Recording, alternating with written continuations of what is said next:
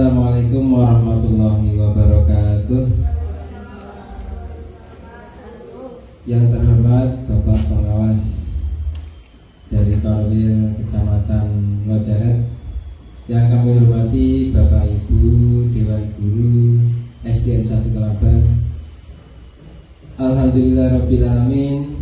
Pertama-tama adalah kita manjatkan puji syukur kehadirat Allah SWT, karena pada siang hari ini alhamdulillah Bapak Ibu semuanya bisa menghadiri undangan dari saya perihal pelaksanaan aksi nyata modul 1.4 tentang budaya positif di sekolah. Bapak Ibu yang saya hormati, ini saya lakukan dalam rangka untuk memenuhi tugas, yaitu di modul 1.4 untuk mendiseminasikan budaya positif di sekolah. Sekarang coba perhatikan pertanyaan romantik ini apa nggih? Pertanyaan setuju apa tidak setuju menurut panjenengan? Hukuman dapat mendisiplinkan anak. Pemberian hukuman dengan hal positif seperti membaca atau membersihkan halaman sekolah dapat meningkatkan disiplin anak. Memberi penghargaan dapat meningkatkan motivasi anak. Menurut Bapak Ibu semuanya, mana yang setuju, mana yang tidak setuju? Ya, silakan di sini. Kira-kira mana? Bu Ika? Nomor 1 setuju, nomor 2 itu kurang setuju, Pak. Ya, nomor 1 setuju, nomor 2 kurang setuju, nomor 3 setuju. Baik, Bapak Ibu semuanya ya, pemberian hukuman atau sanksi ya yang sering kita berikan pada anak-anak kita, tujuannya adalah untuk mendisiplinkan anak. Inilah nanti yang akan kita bahas dalam pertemuan atau presentasi hari ini. Ya. Lanjut. Pada hari ini kita akan mempelajari, yaitu ada 4 poin. Yang pertama 6 poin ya. Yaitu yang pertama disiplin positif dan nilai-nilai kebajikan universal. Kemudian teori motivasi, hukuman dan penghargaan, restitusi. Yang ketiga keyakinan kelas. Yang keempat kebutuhan dasar manusia dan dunia berkualitas. Yang kelima restitusi, 5 posisi kontrol, dan yang keenam segitiga restitusi. Ya, itu yang akan kita bahas pada hari ini. Ya. Yang pertama yaitu disiplin positif dan nilai-nilai kebajikan nasional, kebajikan universal. Lanjut. Coba sekarang Bapak Ibu kepalkan tangan ke atas, diikutin ya. Nah, ini ada A dan B. Sobeklah secari kertas kecil, tuliskan benda atau sesuatu yang sangat berharga untuk Anda. Letakkan di salah satu tangan. Misalkan ini ada secari kertas, ya, di genggaman Bapak Ibu itu ada kertas. Coba cari kertas, kira-kira, bebas kertasnya, yang penting kertasnya tidak terpakai. Nah, setelah disobek, letakkan dalam satu tangan, kecil, nggak usah besar, nggak apa-apa.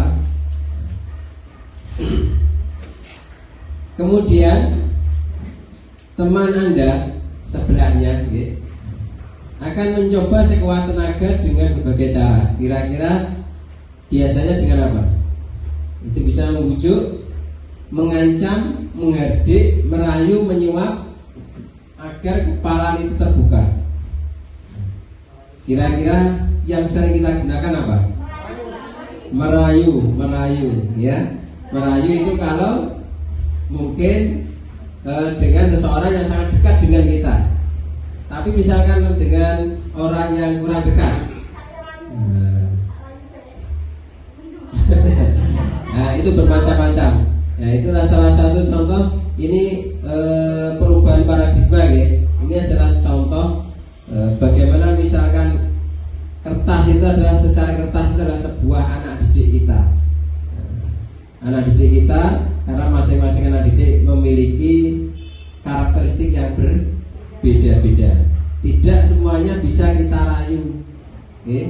berbagai dengan keahlian untuk menyelesaikan suatu masalah.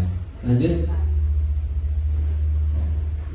Perubahan paradigma teori kontrol atau teori pilihan, ini yang sering kita lakukan, yaitu ilusi guru mengontrol murid. Kemudian ilusi bahwa kritik dan membuat orang merasa bersalah dapat menguatkan karakter. Ini biasanya kita anak, ya. Tujuan kita adalah menguatkan karakter. Kemudian ilusi bahwa penguatan positif, efektif dan bermanfaat. Yang terakhir, ilusi bahwa orang dewasa memiliki hak untuk memaksa.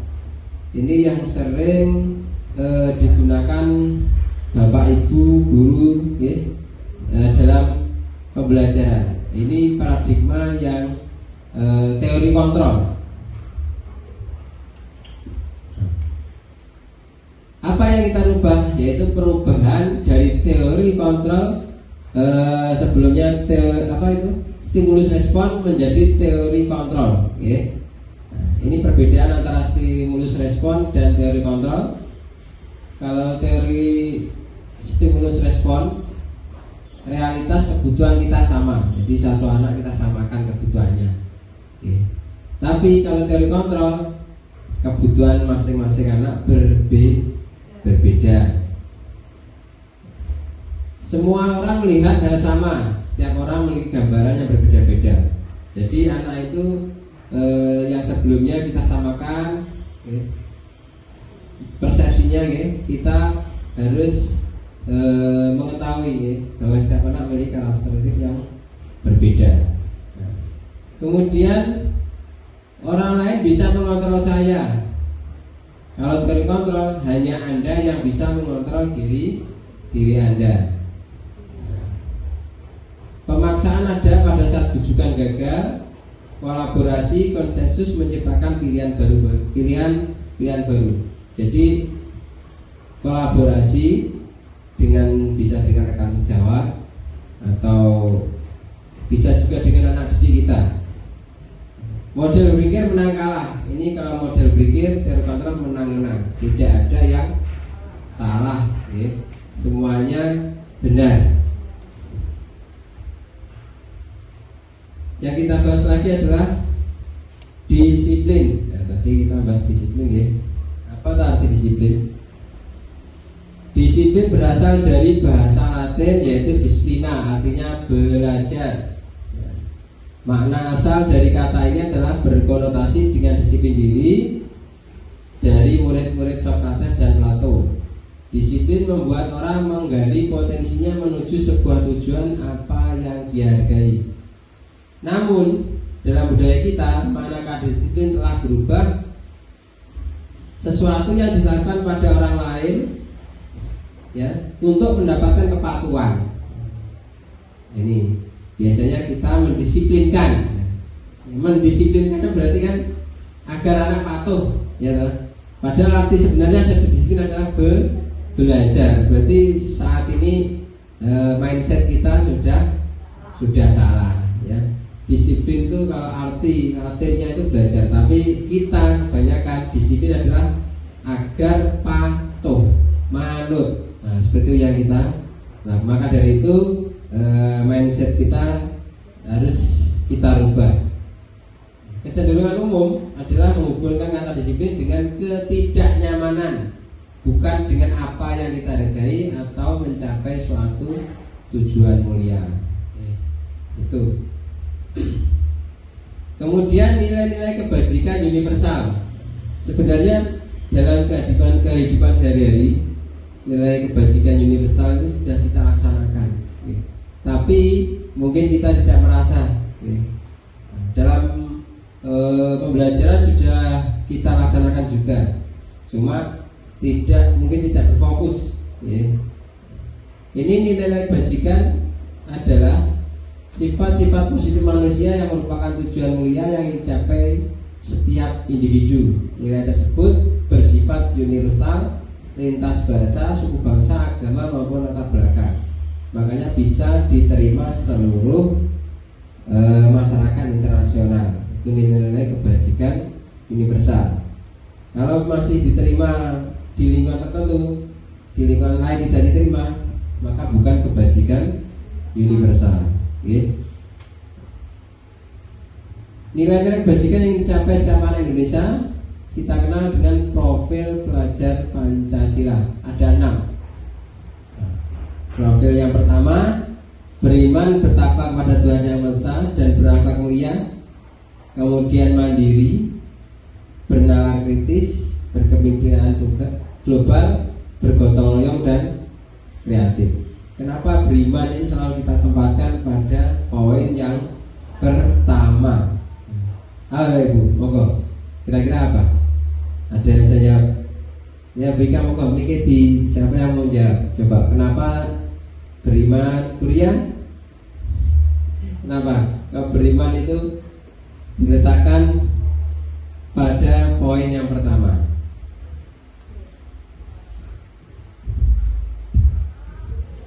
Kalau menurut saya, beriman, bertakwa pada Tuhan Yang Maha Esa dan berakhlak mulia itu selalu diletakkan pada poin yang pertama, karena memang semua makhluk hidup itu diciptakan oleh Tuhan.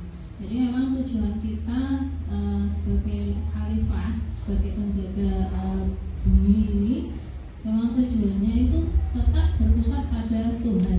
Kalau menurut saya seperti itu. Ya, terima kasih. Jawaban yang bagus dari Bu Ria. Mungkin ada lain dari Bapak Ibu Guru ingin menambahkan. Karena kenapa? Ya, seperti dalam Undang-Undang Dasar 1945, tepatnya di Pancasila sila pertama, kita menempatkan ketuhanan Yang Maha Esa pada sila yang pertama. Karena memang kita termasuk adalah makhluk yang percaya pada Tuhan. Beda dengan ateis atau tidak percaya pada Tuhan. Karena kalau kita dasarnya sudah beriman, insya Allah ke depannya nomor 2 berikutnya itu akan mudah dan akan bisa dilaksanakan dengan sebaik-baiknya tanpa menyimpang dari agama.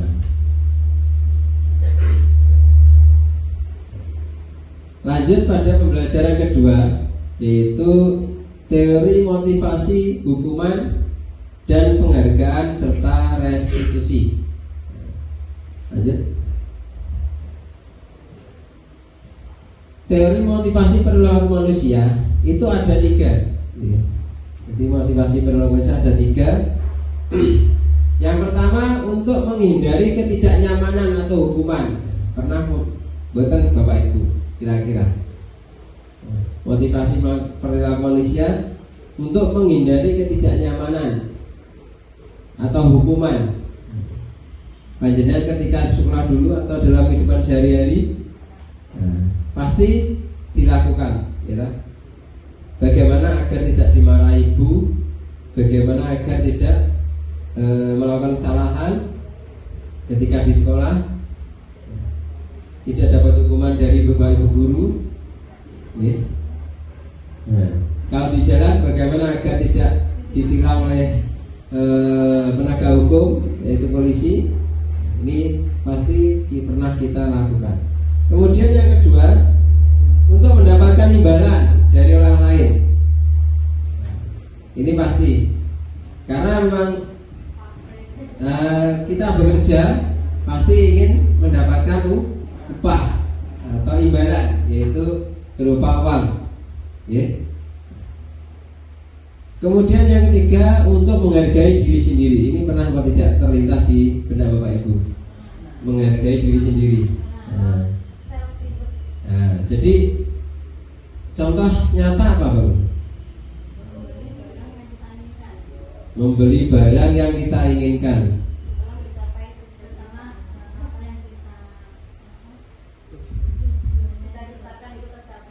Ya. Jadi untuk menghargai diri sendiri ini maksudnya apa? Bukan setelah apa yang cita-cita kita inginkan, kita sudah dalam kemampuan mungkin bisa baru kita wujudkan, bukan. Jadi misalkan panjenengan Seperti yang ini adalah sebagai bapak ibu guru, ya. Untuk menghargai diri panjenengan, kita harus mengajar dengan sebaik-baiknya. Ini menghargai diri kita karena kita sebagai pendidik. Ya, jadi bukan menghargai diri itu kita sukses dulu, baru kita menginginkan barang apa yang kita, ya, bukan seperti itu. Itu menghargai diri bukan berarti untuk kebutuhan sehari-hari. Jadi apa yang ada dalam diri kita amalkan. Itu menghargai diri. Mungkin panjenengan di rumah bisa mengaji. Akhirnya untuk menghargai diri panjenengan mengajar anak-anak sekitar rumah, mengajar mengaji bisa. Mungkin yang keahliannya melukis, karena memiliki bakat melukis, panjenengan memberi latihan pada anak sekitar rumah, seperti itu. Menghargai diri. Nah, ini tujuan disiplin positif yang akan kita laksanakan. Nah, ini termasuk motivasi internal dalam diri kita, ya. Karena yang tahu adalah kita sendiri. Kalau yang nomor 1, 2 itu adalah kita melaksanakan karena takut dengan orang lain, eksternal di luar kita. Lanjut. Ini dihukum oleh penghargaan. Menurut Bapak Ibu sekarang coba dijawab yang lain semuanya, nih. Menurut panjenengan penghargaan itu bagus apa tidak kepada anak-anak? Monggo dijawab satu-satu, mungkin berarti. Aiko silakan bisa. Penghargaan itu kira-kira penting kepada anak-anak. Bana yang Mas, silakan Bana. Nah, dibaca dulu. Dihukum oleh penghargaan. Katakannya kan dihukum oleh penghargaan. Silakan Bana. Berdiri enggak apa? Penghargaan kira-kira penting apa tidak untuk anak-anak itu? Ya, terima kasih waktunya. Menurut saya penghargaan atau reward itu menurut saya sangat penting untuk anak-anak. Tujuannya untuk apa? Untuk memotivasi mereka agar apa yang sudah dia lakukan itu menjadi semangat dan memotivasinya untuk menjadi lebih baik lagi, meraih cita-citanya gitu. Terima kasih. Terima kasih Bu Ana. Mungkin yang lain silakan. Pak Puji atau Bu Dewi, Bu Rini. Nah apa? Oke. Silakan Pak Dik. Kira-kira. Terima kasih waktu yang diberikan. Menurut saya itu untuk mengurangi ketidaknyamanan di hasil reward. Ya bagus. Mungkin yang lain alasannya ada lagi Bapak Ibu? Baik Bapak Ibu semuanya ya. Yang sering kita lakukan adalah memberi penghargaan pada anak-anak setelah meraih sesuatu. Memang tujuan kita adalah untuk memberi motivasi, ya, memberi motivasi. Tapi misalkan suatu saat, ya, penghargaan itu kan tidak semua anak, hanya 1, 2, 3. Yang lain yang tidak menerima itu kira-kira bagaimana perasaannya? Kecewa atau sedih atau gimana? Iri muncul, kecewa juga, gitu.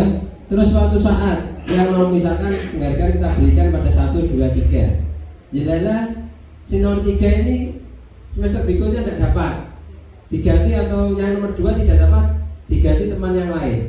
Kira-kira yang nomor 2 dan 3 ini tidak dapat di semester berikutnya, kecewa tidak? Pasti kecewa. Nah, padahal tujuan kita adalah penghargaan itu adalah untuk memotivasi, tapi kok memotivasi kan mengecewakan. Nah, maka dari itu ini yang sering kita lakukan, ya. Penghargaan. Sebenarnya penghargaan ini secara tidak langsung di sini dikatakan dihukum oleh penghargaan. Penghargaan secara tidak langsung itu adalah hukuman yang tidak dirasakan. Ya, kenapa? Karena itu tadi, ya, mungkin suatu saat yang mendapatkan reward, suatu saat dia tidak akan mendapatkan reward, pasti dia akan kecewa. Padahal hukuman itu akan mengecewakan pasti. Maka dari itu penghargaan saja langsung itu kalau dilaksanakan di seluruh siswa itu bisa di semuanya. Makanya kenapa di rapot kita tidak boleh mencantumkan peringkat 1, 2, 3 ya, karena untuk menjaga agar emosional anak-anak itu tidak goyah di semester ini, semester berikutnya. Karena kenapa? Ya, masing-masing anak pasti beda karakteristik ya. Ada yang bangga kemudian tahun berikutnya tidak dapat, akhirnya kecewa. Itu yang kita hindari ya. Pengaruh jangka pendek dan jangka panjang. Nah ini yang sering kita laksanakan ya. Kira-kira putra putri panjenengan ketika di sekolah pasti pernah dapat juara, terus tahun berikutnya tidak dapat. Gimana perasaan putra putri panjenengan di rumah? Sedih ya, pasti. Karena tahun kemarin misalnya oleh buku Salosin, tapi tahun ini tidak dapat sama sekali, pasti kecewa. Padahal tujuan dapat buku bukan itu ya. Tapi kenapa kok menyakiti? Nah, itu yang harus kita rubah ya. Penghargaan itu menghukum, ya itu loh, mengecewakan ya. Penghargaan mengurangi ketepatan. Jadi motivasi anak-anak untuk mendapatkan penghargaan itu motivasinya bukan karena dia motivasinya adalah hadiah. Nah, motivasinya adalah dia. Mungkin bisa ini semester 1 ya. Akhirnya les barang-barang ya, les macam-macam. Tujuannya apa? Untuk mendapatkan juara 1. Tujuannya bukan untuk agar mendapatkan ilmu, tapi tujuannya untuk mencari penghargaan. Juga seperti itu, ketika mungkin itu hanya untuk buku ya atau penilaian dalam itu sehari-hari di kelas maksudnya, ya, agar tidak dihukum oleh bapak ibu guru. Ya. Contoh saja, misalkan disuruh membawa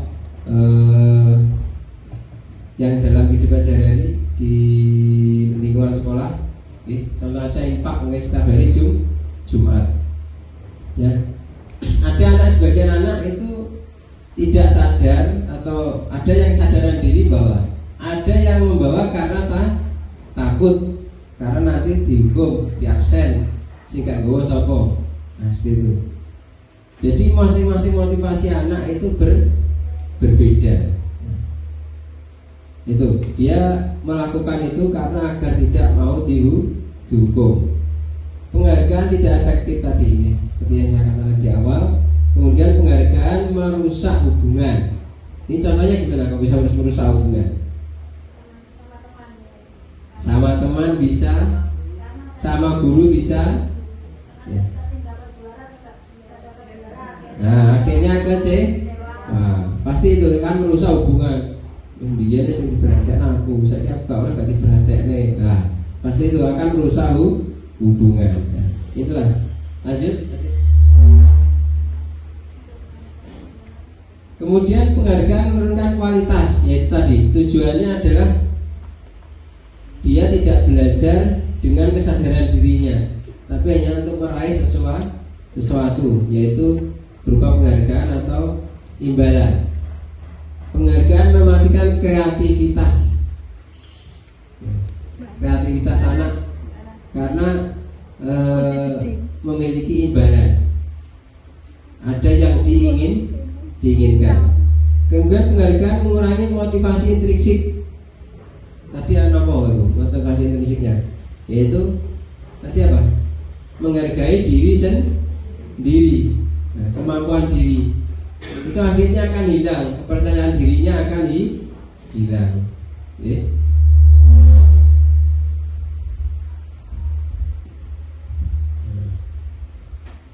Ini yang betul ya, bentuk program kebajikan.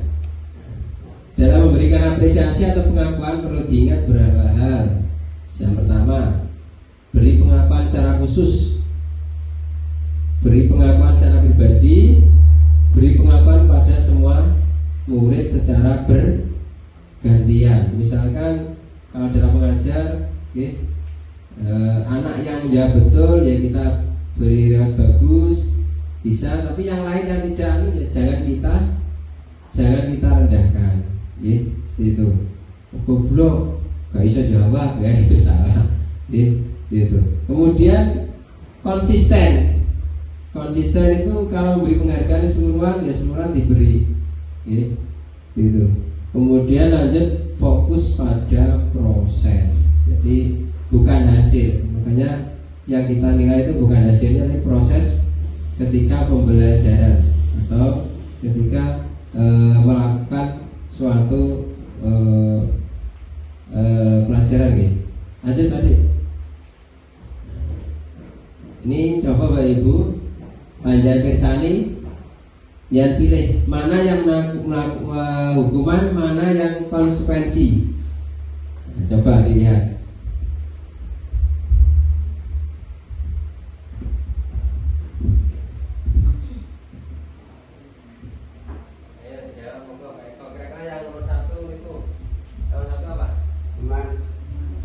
Hukuman. Yang nomor 2 hukuman. Nomor 3 konsekuensi. Nomor 4 konsekuensi. Nomor 5 konsekuensi. Nomor 6 hukuman. Terakhir hukuman. Nah ini. Nah tadi yang betul nomor 1 adalah hukuman. Nomor 2 hukuman, nomor 3 hukuman, nomor 4 konsekuensi, nomor 5 konsekuensi, 6 hukuman, dan 7 adalah konsekuensi. Apa tuh Bapak Ibu beda hukuman sama konsekuensi itu? Monggo dijawab, Bu Dewi. Hukuman apa, konsekuensi apa? Kira-kira? Tidak ada salah, tidak ada. Menurut saya hukuman adalah sesuatu yang disengaja. Konsekuensi adalah akibat dari perbuatan yang dilakukan. Ya bisa. Ya yang lain. Ganti. Hukuman apa, konsekuensi apa? Wika, apa sih? Hukuman apa, konsekuensi apa sih? Yang jelas gini, kalau hukuman itu berlaku, yang jelas kalau hukuman berlaku secara fisik maupun non fisik tapi secara langsung. Ya. Kalau konsekuensi berkaitan dengan tindakan atau kesalahan diri sendiri. Terima kasih, Pak Haji. Oh, Bu Ika, Pak Eko, kira-kira hukuman apa? Konsekuensi apa? Jadi hukuman itu begini, hukuman itu satu arah. Satu arah itu bagaimana? Satu arah itu ditetapkan oleh biasanya kalau di sekolah itu adalah guru. Okay. Kalau di rumah mungkin ya Bapak Ibu. Satu arah. Yang membuat adalah satu orang. Kalau di rumah mungkin di sekolah itu lembaga. Okay. Anak tidak dilibatkan. Wes pokoknya kudu ditaati, mau nggak mau ditaati hukuman. Kalau konsekuensi itu ya ada beda dengan hukuman. Ya. Kalau hukuman tadi ada sanksi, kalau konsekuensi itu adalah hubungan timbal balik. Okay. Contoh ini menggantikan kertas tugas teman yang telah dicoret-coret. Jadi dari anak, konsekuensinya adalah ada keterlibatan, keterlibatan peserta didik, ada pengganti. Ya, jadi misalkan melakukan kesalahan, itu membersihkan tumpahan di meja karena tersenggol. Jadi karena kesalahannya dia langsung melakukannya untuk memperbaiki. Itu kan konsekuensi. Kalau hukum tidak, hukuman. Ya, karena sudah ditambah sekolah harus dilaksanakan. Misalkan dari sini yang tidak membawa seragam, hukumannya di depan kelas berdiri, harus berdiri. Itu hukuman. Kalau konsekuensi beda dengan hukuman.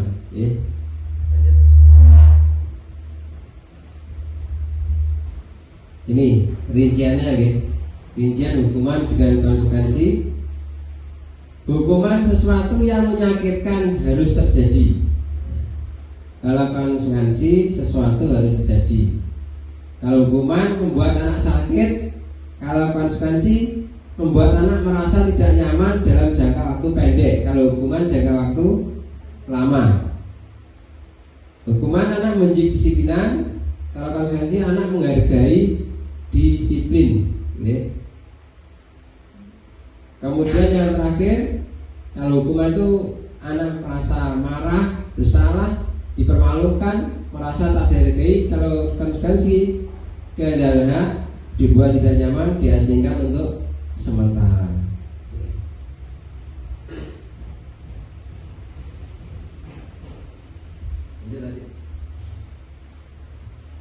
Dari tadi yang pembelajaran kedua mengenai hukuman dan konsekuensi, ada yang dipertanyakan sebelum kita lanjutkan pada pembelajaran yang ketiga. Jadi selama ini yang kita mungkin laksanakan perihal penghargaan, tujuan kita memang adalah untuk memberi motivasi. Tapi kita sudah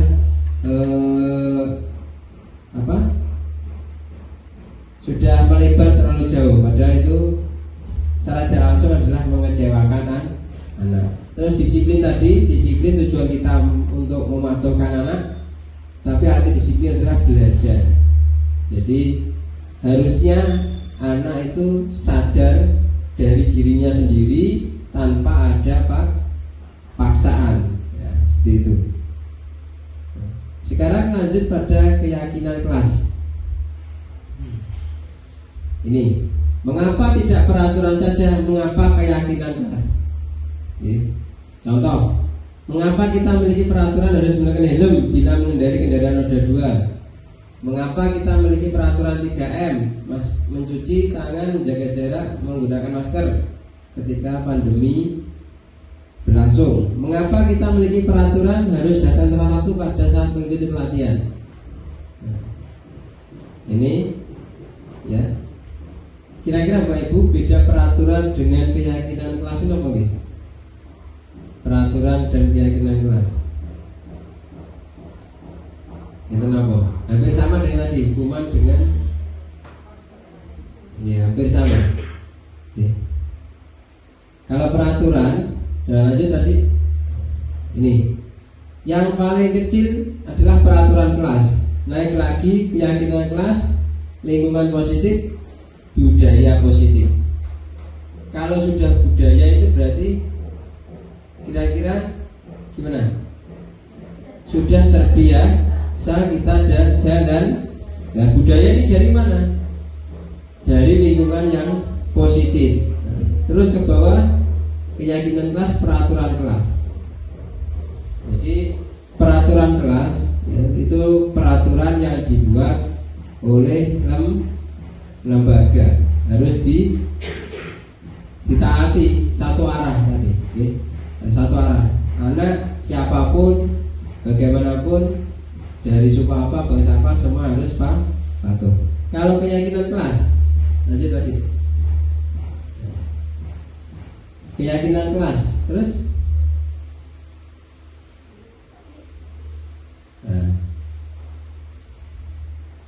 kira-kira keyakinan kelas dan peraturan kelas adalah hal yang sama apa tidak? Betul atau salah? Adalah hal yang sama. Kira-kira sama. Betul atau salah? Keyakinan kelas dan peraturan itu hal yang sama. Sama nomor betul. Betul apa salah? Apa Bu? Apa sih? Salah. Salah. Ada yang lain? Betul atau salah? Sama peraturan dan keyakinan. Lanjut. Iya, jawabnya salah. Jadi tidak sama antara peraturan dan keyakinan. Lanjut. Ini keyakinan kelas berlandaskan nilai kebajikan dan prinsip universal. Betul salah? Ya, jawabannya betul. Dari tiga ini mana yang peraturan? Apa nilai kebajikan atau keyakinan yang ingin diangkat dari peraturan berikut? Nilai kebajikan menggunakan helm saat mengendari motor. Nilai kebajikannya apa? Tentang apa? Keselamatan. Terus yang kedua, membawa sampah pada tempatnya, kebersihan. Yang ketiga, sopan santun. Nah, ini yang tadi yang pertama keselamatan, yang kedua menjaga kebersihan, yang ketiga adalah selalu bersikap positif atau hormat. Langkah-langkah utama menetapkan keyakinan kelas serta pendalamannya. Ini kira-kira Bapak Ibu mana urutannya? Yang pertama, yang kedua, yang ketiga dalam menyusun keyakinan kelas. Ya, sebelum dilanjut ke urut-urutan, Bapak Ibu sudah paham belum? Peraturan dan keyakinan kelas tadi. Kalau peraturan apa peraturan? Peraturan adalah satu arah dibuat oleh lembaga atau seseorang. Kalau keyakinan kelas, anak dilibatkan langsung. Kita kolaborasi dengan anak. Ini kalau dalam lingkungan sekolah. Kalau di dalam lingkungan keluarga, kita sepakat dengan anak-anak kita.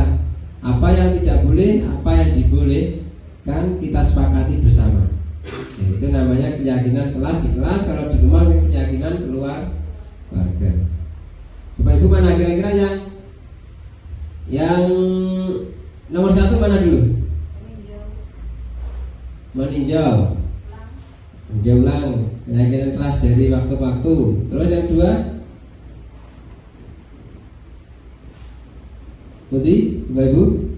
Yang pertama, sebelum menyusun keyakinan kelas,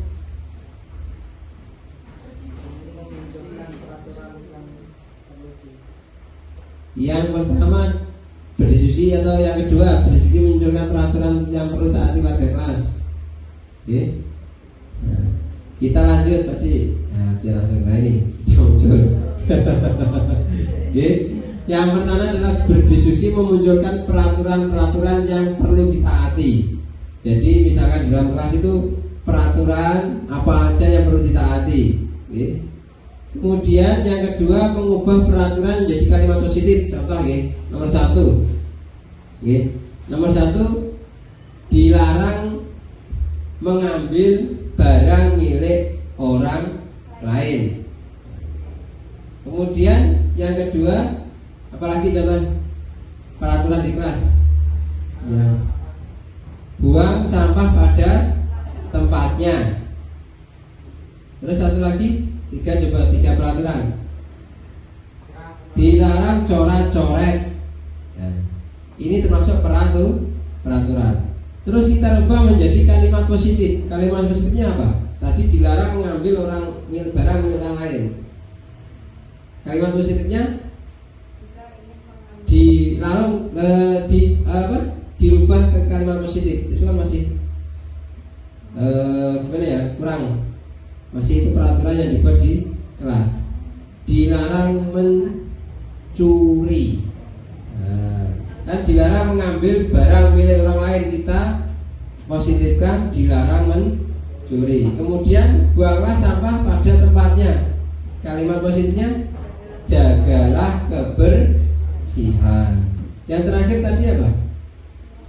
Dilarang coret-coret. Napa?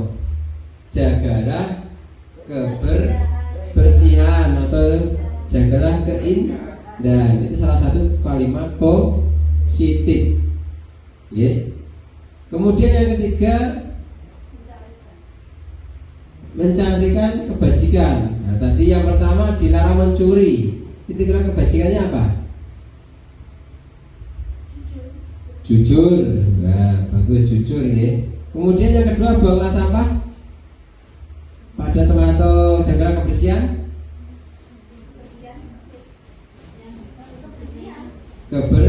Kebersihan. Kebajikannya adalah kebersihan. Yang ketiga adalah keindahan tadi ya, sama ya. Lanjut tadi. Terus nah ini peraturannya selalu kembalikan buku ke tempatnya, dilarang mengganggu orang lain, hadir di sekolah 15 menit sebelum pembelajaran dimulai, sampai jangan berlari di kelas atau koridor. Kira-kira keyakinan kelasnya gimana tuh? Gimana?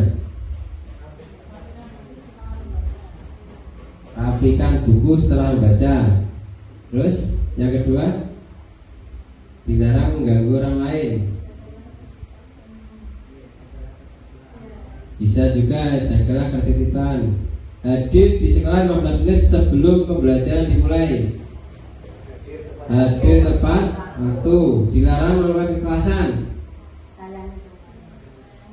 Sayangi atau saling menghormati. Dilarang menggunakan narkoba. Hidup sehat, bergantian menunggu giliran. Harap budaya antri. Gunakan masker. Jagalah kesehatan. Jangan berlari di kelas atau koridor. Bukan keselamatan. Jagalah ketertiban. Nah ini, keyakinan kelas tadi, tanggung jawab, kita menghormati orang lain. Nomor 3 ini komitmen. Nomor 4 keselamatan, menghormati orang lain sama. Nomor 5 kesehatan. Nomor 6 menghormati orang lain. Yang ke-7 kesehatan. Yang ke-8 keamanan, keselamatan dan keamanan. Lanjut. Kebutuhan dasar manusia. Oke. Kebutuhan dasar manusia ada 5. Nah, ini Bapak Ibu, jangan merasakan apa tidak kebutuhan dasar manusia ada 5 ini. Ya, sandang, pangan, papan, ini yang sering kita sampaikan dalam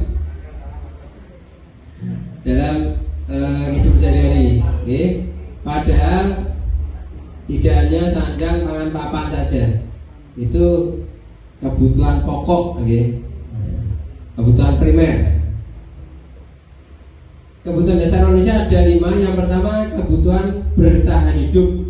Ini tadi sandang, pangan, papan masuk pada bertahan hidup. Makanan, pakaian, tempat tinggal, keamanan, kesehatan. Kemudian kasih sayang dan rasa diterima. Nah ini ketika panjenengan masih anak-anak, ya, minta kasih sayang pada orang tua. Kalau sudah keluarga, saling kasih sayang dengan keluarganya, atau memberi kasih sayang pada anaknya. Rasa diterima. Ini kalau kita dalam lingkungan sosial, ya, harus memiliki rasa diterima dalam lingkungan masyarakat. Penguasaan, harga diri, keinginan untuk dianggap memimpin, berprestasi, diakui, didengar. Ini ada kayak dalam diri panjenengan. Penguasaan ini pasti ada, nggak mungkin tidak ada. Ya. Yang pasti ingin diakui, aku lah enak, nah, didengar, nah, suara kedengaran. Jangan hanya jadi pelengkap saja. Itu. Kemudian kebebasan. Kebebasan yaitu mandiri, memiliki pilihan. Jadi tidak bisa disamakan karena masing-masing memiliki pilihan yang beda, bebas. Yang terakhir kesenangan. Nah ini bermain, humor, antusiasme, tertawa. Ini 5 pokok kebutuhan dasar manusia. Lanjut pada 5 posisi kontrol. Nah ini yang sering harus kita gunakan dalam kehidupan sehari-hari, dalam pembelajaran dengan anak-anak. Panjenengan kira-kira yang mana ya dari 5 posisi kontrol itu yang panjenengan merasa penghukum, pembuat merasa bersalah, teman, pemantau atau manajer? Panjenengan kira-kira cocok sing ndi? Penghukum, pembuat bersalah, teman, pemantau, manajer. Manajer itu tidak harus kelas sekolah lagi. Panjenengan bisa jadi manajer. Maksudnya manajer itu apa? Nah lanjut tadi. Ini ciri-ciri dari 5 posisi kontrol. Penghukum, guru, berbuat, menghadik, menunjuk-nunjuk, menyakiti, menyindir, mengecewakan. Contoh katanya, kalau kamu tidak melakukan awas ya, kalau kamu tidak mengerjakan PR, berdiri di depan, ngancam. Kalau kamu tidak membawa wanfat, pulang. Ya, itu termasuk penghukum. Kemudian pembuat rasa bersalah. Ini biasanya pembuatan guru berceramah mengatakan seharusnya ibu kecewa atau bapak kecewa. Contoh kata-katanya, kamu seharusnya sudah tahu bahwa hari ini adalah waktunya infak. Kenapa tidak membawa? Gitu. Jadi itu adalah menyembunyikan, menyangka berbohong hasilnya, lebih baik daripada penghukum. Kemudian teman. Kalau teman, ya seperti teman dalam menyelesaikan masalah. Ayolah lakukan demi ibu. Kenapa toh kamu hari ini kok tidak membawa wanfak? Apa karena ibumu tidak bekerja atau karena ibumu hari ini tidak memiliki uang? Nah, jadi kita seperti teman, berbicara seperti teman untuk mengetahui akar masalah dari siswa. Pemantau. Pemantau adalah ini guru berbuat, yaitu menghitung dan mengukur, menyesuaikan diri bila diawasi. Untuk manajer ini lebih bagus lagi. Jadi manajer itu bisa menjadi teman, jadi pemantau. Kalau manajer harus bisa semuanya. Ini contoh penerapan 5 posisi kontrol guru. Kasusnya siswa tidak memakai atribut lengkap saat upacara bendera.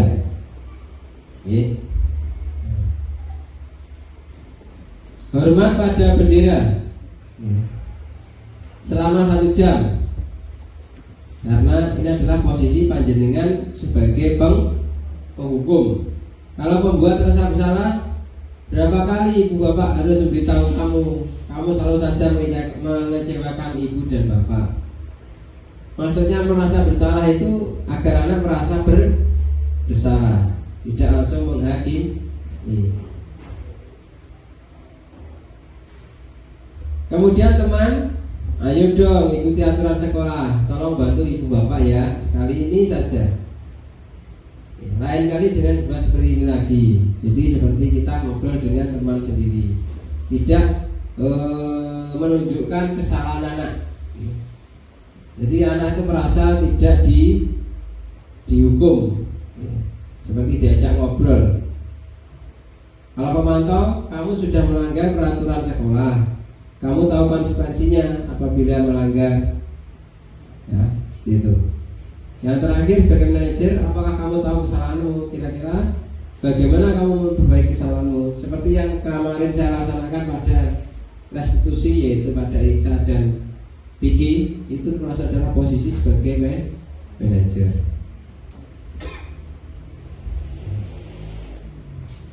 Dari 5 ini Bapak Ibu, kira-kira posisi kontrol yang pas yang apa? Yang pertama, saya kecewa sekali dengan kamu. Pembuat merasa bersalah. Kemudian yang kedua, kamu tidak pernah melakukannya. Apa? Teman atau pemantau atau lanjut. Yang ketiga, apa rencanamu untuk menyelesaikan masalah ini? Ya siapa? Apa rencanamu untuk menyelesaikan masalah ini? Teman. Yang keempat, ayolah lakukan demi Bapak Ibu. Ini teman. Oh, teman kabeh ya. Kamu tidak pernah mendapatkan nilai jika tidak mengerjakan tugas. Bang Buku. Yang pertama ini begini, saya kecewa sekali dengan kamu. Ini sebagai pembuat merasa bersalah. Kamu tidak pernah melakukannya adalah pemantau. Yang apa rencana menyelesaikan masalah ini? Manajer. Ya. Jadi rencana. Ayolah lakukan di Bapak Ibu. Ini teman yang terakhir sebagai penghukum. Nah, ini posisi kontrol kita. Ya. Jadi saya harapkan Bapak Ibu posisi kontrolnya berada pada manajer. Itu.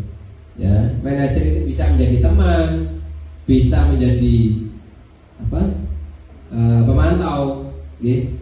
Ya. Untuk penghukum perlu dikurangi, ya. Jadi memang sesuatu disiplin positif, ya. Kalau tidak dibiasakan sehari-hari memang akan sulit. Tapi kalau timbul dari kesadaran anak, insya Allah akan menjadi budaya, akan mudah dalam mendisiplinkan anak. Jadi sesuatu yang sudah kita lakukan dalam hidup sehari-hari, ya, akan menjadi budaya yang positif. Ini yang terakhir yaitu segitiga restitusi. Ini kira-kira apa segitiga restitusi? Namanya segitiga. Jadi ada 3 tahapan, ya. Lanjut. Apakah itu restitusi? Ini mungkin panjenengan baru tahu, ya, baru ngerti. Kalau disiplin tadi sudah ngerti tapi cuma salah pemahaman. Ya, kalau disiplin dalam keseharian ini harus patuh. Tapi sebenarnya kalau dalam bahasa Latin adalah disiplin adalah belajar. Restitusi adalah proses menciptakan kondisi bagi murid untuk memperbaiki kesalahan mereka sehingga mereka bisa kembali pada kelompok mereka dengan karakter yang lebih kuat. Ya. Restitusi juga merupakan proses kolaboratif yang mengajarkan murid untuk mencari solusi untuk masalah mereka. Jadi anak itu menemukan solusi tersendiri, ya. Dan membantu murid berpikir tentang orang seperti apa yang mereka ingin menjadi tujuan mulia. Bagaimana mereka harus memperlakukan orang lain. Lanjut. Ini beda hukuman, konsekuensi dan restitusi. Nah, hukuman itu masuk identitas gagal karena menyakiti anak. Kalau identitas sukses itu ada konsekuensi dan restitusi, ya. Mungkin restitusi ini sebenarnya juga pernah kita lakukan, cuma namanya baru, ya. Kita juga pernah melakukan, ya, cuma jarang gitu aja. Ini termasuk adalah penyelesaian masalah, ya. Ini kalau hukuman itu negatif, konsekuensi itu netral, ya, tengah-tengah. Sedangkan restitusi itu positif untuk anak, ya. Itu restitusi korban mendapatkan ganti. Murid mendapatkan penguatan, masalah terpecahkan. Murid belajar bertanggung jawab atas perilakunya atau kesalahannya. Fokus pada pemecahan masalah dalam jangka waktu panjang. Kemudian anak atau murid menghormati dirinya dan orang lain. Ini harus sering kita lakukan untuk restitusi ini, untuk menyelesaikan suatu masalah pada anak. Sering kita dalam menyelesaikan masalah langsung menghakimi anak. Ya. Misalkan ada anak yang berkelahi, langsung kita panggil, langsung kita awakmu nyampo mau kok noyo dhisik. Nah, itu langsung kita hakimi, langsung kita tentukan hukumannya. Nah, ini yang harusnya kita rubah. Ya.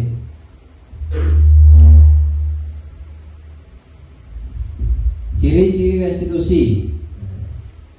Nih, bukan untuk menebus kesalahan, namun untuk belajar dari kesalahan, memperbaiki hubungan.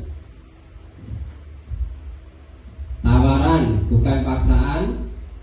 Menuntun untuk melihat ke dalam diri. Restitusi adalah cara yang paling baik. Fokus pada karakter, bukan tindakan. Fokus pada solusi. Nah, ini mengembalikan murid yang berbuat salah pada kelompoknya. Ini kadang yang kita lakukan, ya. Kita kadang hanya belum menemukan solusinya, dan anak yang melakukan kesalahan biasanya terus jauhi oleh teman-temannya, yaitu yang salah. Harusnya anak yang bersalah itu bisa kembali ke kelompoknya tanpa diasingkan atau dijauhi. Ini urutannya segitiga restitusi. Yang pertama, menstabilkan identitas.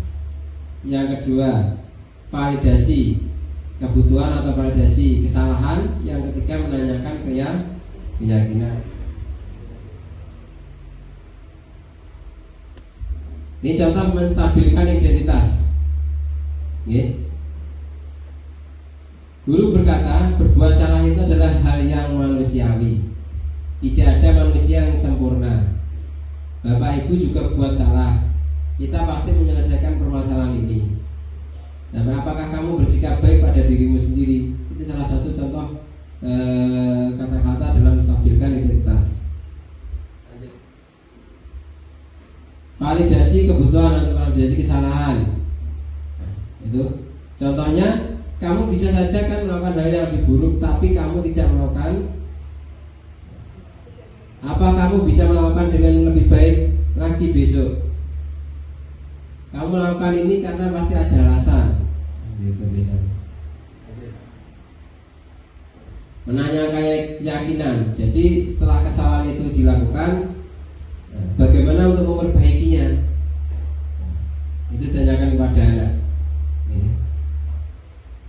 Apa nilai yang kita percaya di kelas sekolah kita? Jadi kesalahan anak itu kita tujukan pada sesuaikan, kita sesuaikan pada apa yang dipercaya di sekolahan. Sudah sesuai dengan keyakinan kelas apa tidak, sesuai dengan peraturan apa tidak, gitu. Contoh, contoh restitusi.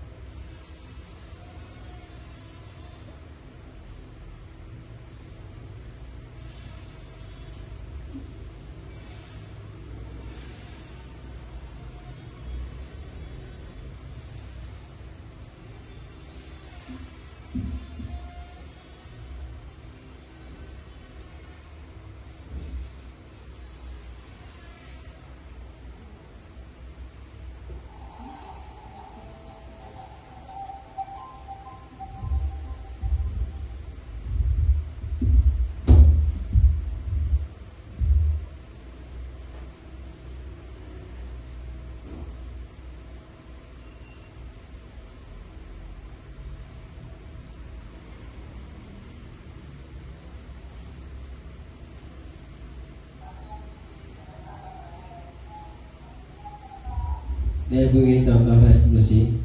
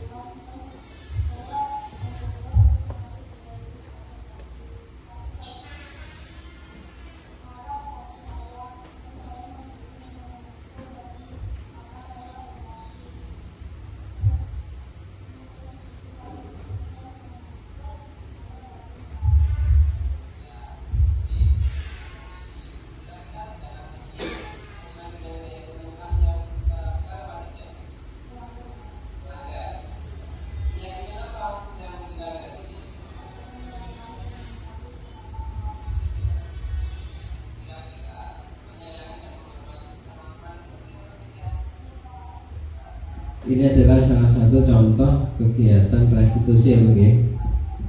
Jadi mulai dari menstabilkan identitas, validasi tindakan yang salah, dan yang terakhir adalah keyakinan.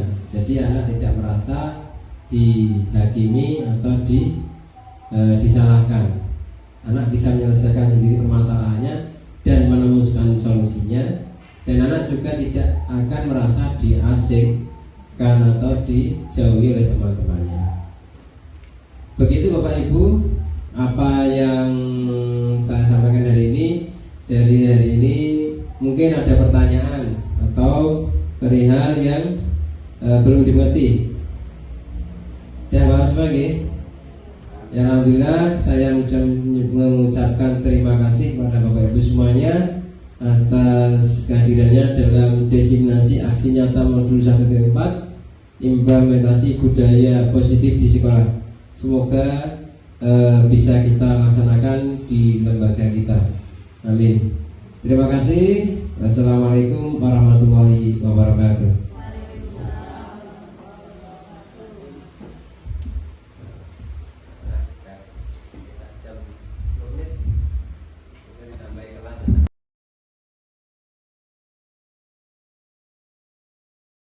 Assalamualaikum warahmatullahi wabarakatuh. Waalaikumsalam warahmatullahi wabarakatuh. Selamat pagi anak-anak. Pagi. Hari ini Pak Ari ingin membuat keyakinan kelas 6. Oke. Apa itu keyakinan kelas? Keyakinan kelas itu kalian pernah dengar tata-tata kelas, tata-tata sekolah? Hampir sama dengan peraturan, ya. Peraturan sekolah atau peraturan kelas. Tapi keyakinan kelas itu kesepakatan yang diambil bersama-sama dari murid dan dengan guru. Disepakati bersama akan menjadi keyakinan kelas. Ya. Keyakinan kelas harus memuat kata positif. Kata positif gimana? Apa positif bukan? Kata positif tidak boleh menggunakan kata jangan, dilarang, tidak boleh, itu tidak perlu digunakan. Sebenarnya bagus, tapi kalau ditetapkan sebagai keyakinan kelas kurang baik atau kurang pas. Ya, nah, contoh, ya, saling menghormati. Nah ini sudah termasuk kalimat positif. Saling menghargai. Kalimat positif. Ya. Nah, maka dari itu nanti kalian membuat keyakinan kelas. Okay?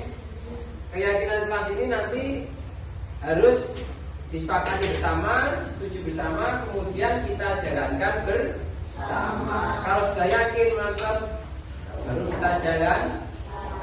Oke, ini nanti Pak Ari akan bagi kertas. Ya. Kalian menuliskan satu saja, oke? Satu keyakinan kelas. Nanti ditulis, setelah ditulis, ditempel di papan, oke?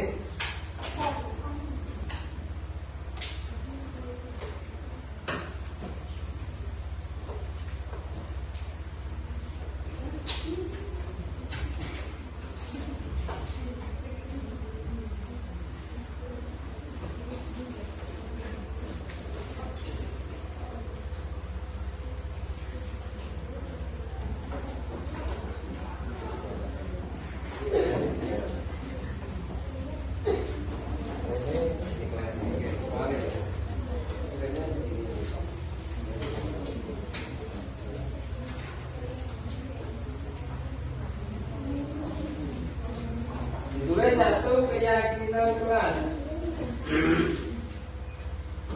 Silakan ditulis.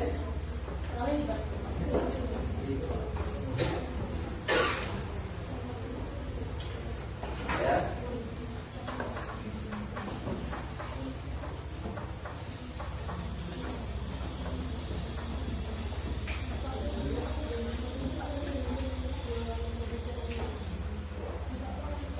Satu saja buat keyakinan kelas sesuai dengan keyakinanmu, yang tidak usah diberi nama. Saya beri waktu 1 menit. Tulis keyakinan kelasnya yang positif. Ya, yang positif aja. Tapi kalau kalian tidak bisa positif, boleh ditulis. Nanti kita bahas bersama-sama bagaimana betulnya, bagaimana merubahnya. Misal nggak ketemu, nggak ketemu, temunya biasanya dilarang apa? Membuang sampah di kelas. Itu nggak apa-apa, nanti kita rubah menjadi kalimat positif. Dan bisa kalian seperti apa silakan ditulis. Ya, sudah. Yang sudah nanti ditempel di sini ya. Nanti kita bahas bersama-sama. Nanti setelah ditempel Pak Ari seleksi. Kalau ada kata positif atau keyakinan yang sama, berarti diambil salah satu. Misalnya apa? Punyanya sama Ramatika sama dengan punyanya Supi atau Mimbi, berarti diambil salah satu. Oke, sudah. Darah boleh wis bebas, kalimat negatif boleh ditulis, nanti kita betulkan. Ya ditempel ya, mulai dari sini Ramatika tempelnya.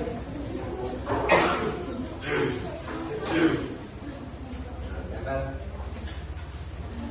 Ya terus tempel.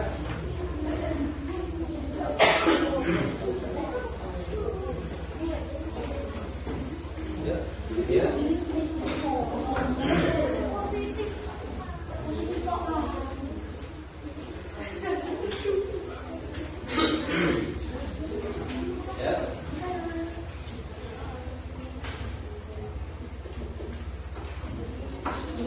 Ya belakang.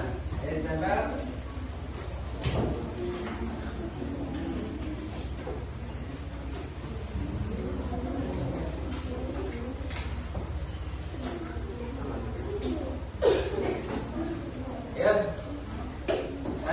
ya. Lanjut. Lanjut.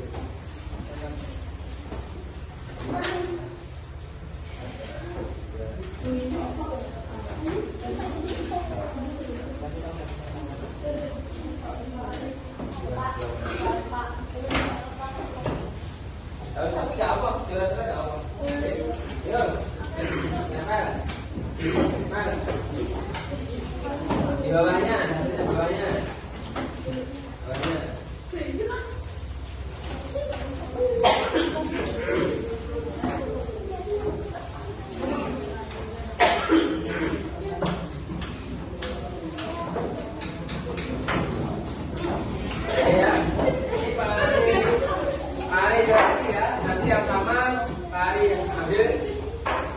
Diambil salah satu. Ini tentang tepat satu adalah kemudian kelas. Yang ini hijau saling menghormati. Ini sama, jaga kita apa hati kita ambil. Hormati guru berarti saling menghormati. Ini ambil, ya. Menjaga kebersihan kelas sama. Jagalah kebersihan kelas sama, ya. Ambil, ya. Terlambat berangkat sekolah. Ini kalimat positifnya. Nah, tepat waktu. Mana tepat waktu masih ada kan? Ini datang sekolah tepat waktu. Mana ya? Cari harga teman sudah ada. Membayar langkah satu tepat waktu sudah ada. Tiket sesuai hari yang ditentukan boleh. Tidak mengambil bolpoin, jujur, dada, saling menghargai dada, tinggal dengan sampah, dada, dilarang berisik di kelas apa aja? Dalam berisik apa? Saling apa? Menghargai, saling menghargai, ada ini. Kemudian mengumpulkan tugas tepat waktu. Sama ya? Kita sudah ada.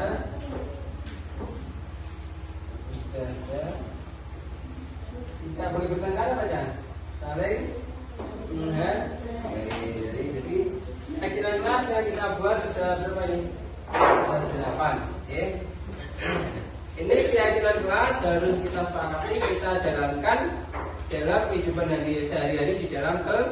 Nah, siapa aja yang pertama yaitu tepat waktu, datang tepat waktu. Jadi ketika sudah ditetapkan pukul 7, harus pukul 7 sudah, sebelum pukul 7 sudah berada di sekolah. Nah, kemudian jagalah kebersihan kelas.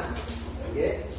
Jujur, saling menghormati, datang setelah tepat waktu ini sudah ada ya. Tiket sesuai yang ditentukan. Kemudian tugas tepat waktu dan saling menghargai.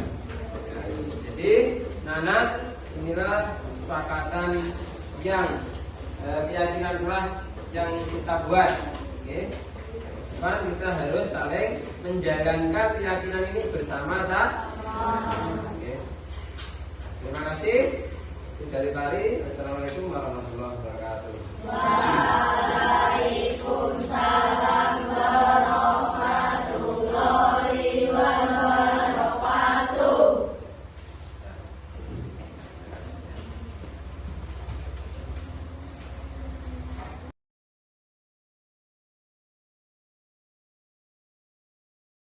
Assalamualaikum warahmatullahi wabarakatuh.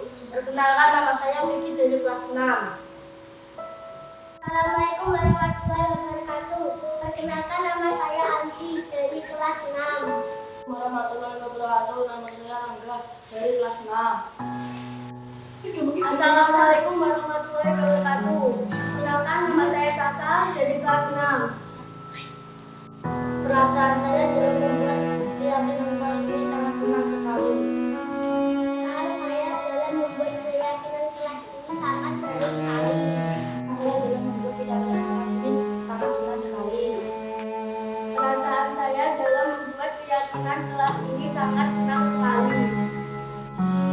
Keyakinan kelas sangat belajar menghargai orang lain. Keyakinan kelas sangat penting dilakukan karena melatih disiplin. Keyakinan kelas penting dilakukan karena membuat kita lebih baik lagi. Keyakinan kelas sangat penting dilakukan karena melatih tanggung jawab.